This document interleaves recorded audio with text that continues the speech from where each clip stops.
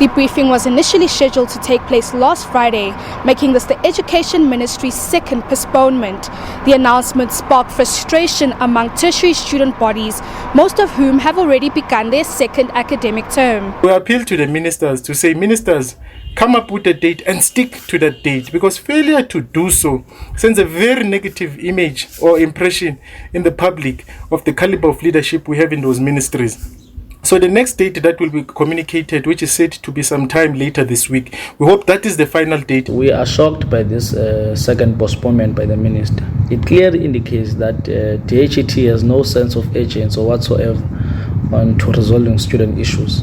Government is yet again failing to lead the sector, while other institutions are continuing with e-learning.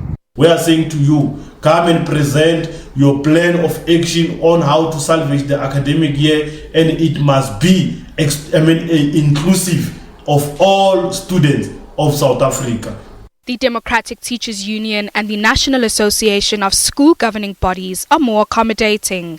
They say they recently met the department where parents' concerns over the health and safety of learners and teachers were raised.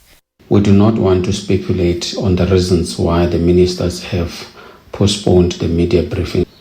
We, however, believe that the ministers have listened to the submissions that have been made by a number of stakeholders, parents, students' bodies, and the teachers in around their concerns about the safety of the learners and the safety of our workers in our schools. There are a number of things that must be done. One is that there must be question of washing of hands. Are there water in schools, and in the rural and deep rural, the poorest of the poor, is there enough water? Then that must be prepared so that children can wash their hands and teachers can also wash their hands. But also there's a question of the social distancing.